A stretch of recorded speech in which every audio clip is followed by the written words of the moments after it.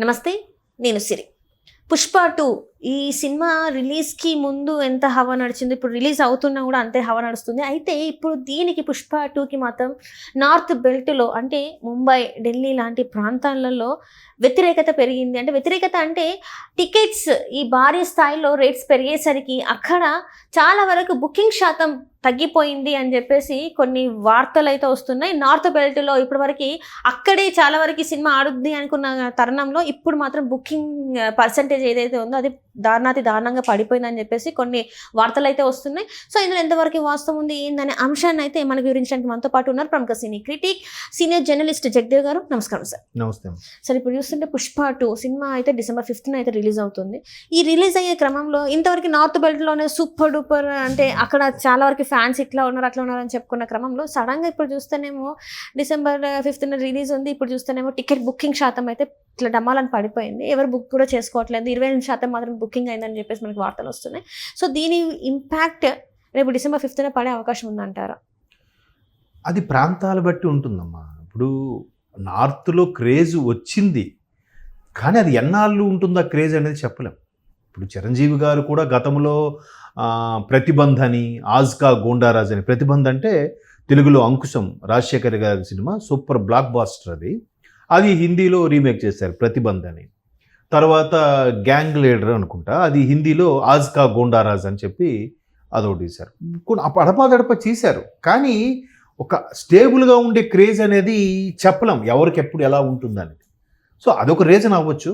కాబట్టి మీరు అంటే 29% ఆల్మోస్ట్ ఆల్ 1/3 30% రీచ్ అయ్యింది అంటే. ఇంకొకటి నార్త్ సైడ్లో ఉండే పెద్ద వాళ్ళు ప్రతిదీ మనకన్నా చాలా అడ్వాన్స్ వాళ్ళు. ఎందుకంటే నార్త్లో ఓటీటీ శాటిలైట్వి సినిమా రిలీజ్ ఒకేసారి ఉంటాయంట. అంటే ఒకేసారి శాటిలైట్కి ఇచ్చేస్తారు, థియేటర్కి ఇచ్చేస్తారు. థియేటర్లో చూసుకుంటారు, శాటిలైట్కి ఇచ్చేది కొద్దిగా ఆపుతారు. జస్ట్ మేబీ 1 week 15 days ఇప్పుడు మనకు కూడా వచ్చేస్తున్నాయి కదా. ఆల్రెడీ 1 month కల్లా ఇప్పుడు శాటిలైట్కి వచ్చేస్తున్నాయి. మనకు అప్పుడు ఎలా వచ్చేది, ఈ ఇయర్ రిలీజ్ అయితే నెక్స్ట్ ఇయర్కి వచ్చేది సూపర్ బ్లాక్ బాస్టర్ అని చెప్పి వేసేవాడు యాడ్లో. సో ఇప్పుడు ఓటీటీ వచ్చిన తర్వాత ఏమైంది, నెల రోజులకే సినిమా వచ్చేస్తుంది ఎంత సూపర్ హిట్ అయినా ఓటీటీలో. అట్ ద సేమ్ టైం శాటిలైట్కి కూడా వచ్చేస్తుంది. శాటిలైట్ కూడా ఏం చేస్తున్నాడు, పండగ సెలవు చూసుకొని వాడు రేటింగ్ కోసమో, రివ్యూస్ కోసమో, వ్యూస్ కోసమో, యాడ్స్ కోసమో వేసుకుంటున్నాడు. ఓటీటీ అలా కాదు కదా, మన చేతిలో ఎప్పుడు కావాలంటే అప్పుడు వేసుకోవచ్చు, ఎప్పుడు కావాలంటే అప్పుడు కాపుకోవచ్చు. సో అది అలవాటు పడ్డ వాళ్ళు థియేటర్కి వచ్చి చూస్తారనేది మేబీ అంత మన దగ్గర అంత క్రేజ్గా చూడరని నా అభిప్రాయం. మేబీ అందువల్ల తక్కువ కూడా బుక్ అయ్యి ఉండొచ్చు. మరోవైపు రేట్లు కూడా భయంకరంగా పెంచారు కదమ్మా. అంటే ఇప్పుడు ఇక్కడ రేట్లు పెంచడం ద్వారా అంటే రేట్లు పెంచేసిన తర్వాత ఇంత మనం ఎఫర్ట్ చేయలేము. అంటే మీలాంటి మాలాంటి వాళ్ళు ఎఫర్ట్ చేయలేరు. మరి 1200 అండ్ ఇంకోటి బెనిఫిట్ షోస్ తర్వాత కూడా చూసుకున్నట్టయితే చాలా వరకు ఒక పర్సన్కి 500 దాకా చేంజ్ ఉంది ట్యాక్సెస్తో ఇంక్లూడ్ చేసి. ఇది హైదరాబాద్లో నేను చెప్పే ప్రైజెస్, అక్కడ మనకి ఇంకా ఐడియా లేదు. సో అక్కడ దీనికన్నా రెట్టింపే ఉంటుంది. సో ఒక సగటు ఫ్యామిలీ వెళ్ళాలంటే ఇంత భరించే కన్నా రేపో మాపో పైరసీ వచ్చేస్తుంది. సో పైరసీలో మనం చూడొచ్చు అని అనుకునే వాళ్ళు కూడా చాలా మంది ఉన్నారు. కింద పైరసీ అనే వీళ్ళే ఇంత భారీగా రేట్స్ పెంచేసరికి మరి సామాన్యుల పరిస్థితి ఏంటి? వాళ్ళు అల్టిమేట్ గా మళ్ళీ అటు సైడ్ మొగ్గు చూపుతారు కదా. మరి ఇప్పుడు పరిస్థితి ఏంటి అన్నట్టు, ఎక్కడైతే ఒక దగ్గర ప్రైస్ ప్రజలకి అందుబాటులో లేదో అది దొడ్డిదారిలో దొంగచాటున చూడాలి చేయాలి అనుకుంటాడు ఎవడైనా. మీరు అన్నట్టు ఆ పైరసీ ఏదైతే ఉందో అది సినిమా రిలీజ్ అయిన తర్వాత మామూలుగా చిన్న ఆడియో క్లారిటీ కొంచెం తక్కువ ఉంటుంది, బట్ వీడియో క్లారిటీ బాగానే ఉంటుంది, వచ్చేస్తుంది. ఏవి కొన్ని సైట్లు ఉన్నాయి. ఆ తర్వాత ఓటీటీలోకి వచ్చాక మళ్ళీ అదే ఒరిజినల్ ప్రింట్ మళ్ళీ వాడు పెట్టేస్తున్నాడు ఆ పైరసీ. సో ఓటీటీ తీసుకోవాలంటే సంవత్సరానికి ఇప్పుడు వీళ్ళు పెట్టే ఒక టికెట్ కాస్ట్ 1500 ఏదైతే ఉందో అది సంవత్సరానికి ఒక ఓటీటీ వచ్చేస్తుంది. అనేక సినిమాలు కూడా చూడొచ్చు. ఇంట్లో కూర్చొని ఆ సంవత్సరం మొత్తం మీద దగ్గర ఒక 20 బ్లాక్ బాస్టర్లు వస్తాయి అందులో. ఏది 1500కి ఇంటిలిపాది కూర్చొని హ్యాపీగా ఇంట్లో బజ్జీలో పునుగులో వేసుకుంటూ అవే స్నాక్స్గా ఫీల్ అవుతూ చేయొచ్చు. ఇప్పుడు మా ఫ్యామిలీలో కూడా మా అబ్బాయి అలాగే చేస్తూ ఉంటాడు. ఇంట్లో చూసుకున్న ఓటీటీలో చూసేటప్పుడు రూమ్ అంతా డార్క్ లైట్ లైన్ ఆపేసి ఓన్లీ స్క్రీన్ కనబడేలాగా ఇంటర్మిషన్ అవగానే లైట్లు వేసి స్నాక్స్ తెస్తాడు. అంటే అలా ఫీల్ అవుతున్నారు పిల్లలు. నాన్న థియేటర్కి పోవట్లేదు కదా, సరే ఇంట్లో ఇలా చేద్దామని పిల్లలు అలా సరదా ముచ్చట పడుతున్నారు. మీరు అన్నట్టు అంత రేట్లు పెంచిన తర్వాత సరే ఎట్లాగో థియేటర్లకు వెళ్ళట్లేదు, ఇలాగనే చేద్దాం అని చెప్పి ఇంట్లో చేయడం, లేదా పైరసీని ఎంకరేజ్ ఎంకరేజ్ చేయడం, చేస్తుంది. దాన్ని పెన్ డ్రైవ్ డౌన్లోడ్ చేసుకొని ఫోన్కి ఏదో కనెక్ట్ చేసుకొని ఫోన్లో చూసుకోవడం, ఇవన్నీ చేస్తున్నారు. మీరు అనేది కరెక్టే.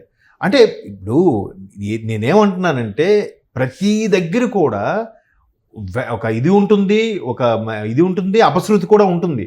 దానికి కారణం ఎవరు అంటే వ్యవస్థ అలా తగలడింది.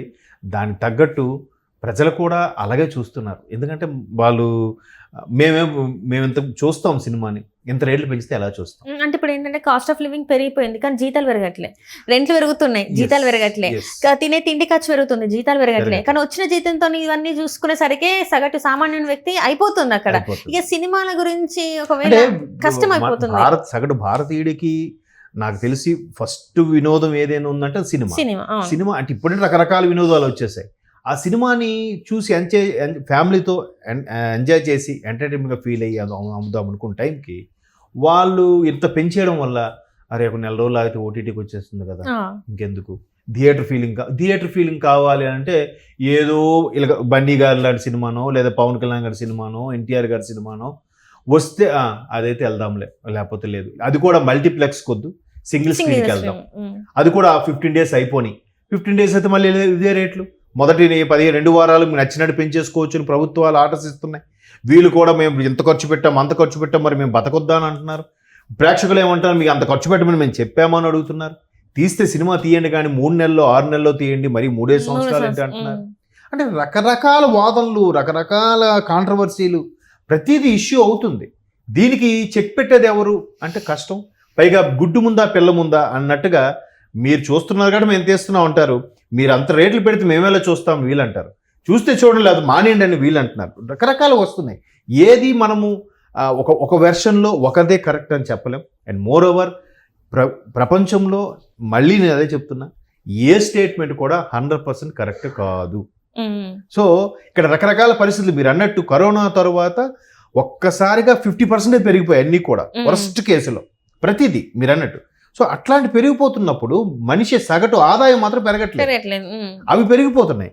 మరి ఎట్లా అంటే అందుకే భారతదేశంలో ఈ రోజుకి కూడా మిడిల్ క్లాస్ పర్సంటేజే ఎక్కువ. పూర్ పీపుల్ మహా ఉంటే ఒక 12% ఎంతో ఉన్నారంట. రిచ్ పీపుల్ 4% ఉన్నారంట. 12, 4 అంటే 16 కదా. మిగతా 82-84% మిడిల్ క్లాస్ వల్లే ఉన్నారంట. సో మిడిల్ క్లాస్లో ఉన్నారని అందరూ చెప్తారు.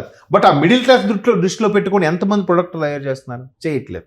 దాని పేరు ఏం చెప్తున్నారు? ఆ పేరు చెప్పి లేదు మన అందరినీ రిచ్గా పెంచాలి, భారతదేశం అభివృద్ధి చెందిన దేశంగా చూపించాలి, మన తలసరి ఆదాయం పెరగాలని చెప్పి అన్నీ పెంచేసి ఖర్చులు పెంచుతున్నారు. వాడు నానా ఇబ్బందులు పడి ఎక్కట్లు పడి క్రెడిట్ కార్డు గీకి ఈఎంఐలు పెట్టుకొని ఆ పోటీలో పరిగెట్టలేక కొంతమంది చతకలు పడిపోతున్నారు, కొంతమంది రకరకాల నిర్ణయాలకి దారి తీస్తున్నారు. చూద్దాం, ఈ సినిమా వ్యవహారం కూడా అలాగే నడుస్తుంది. మరి దీన్ని చెక్ పెట్టడం అంటే కష్టం అమ్మా, ఆ మోసలో కొట్టుకెళ్ళిపోవడమే. Right. Thank you so much sir.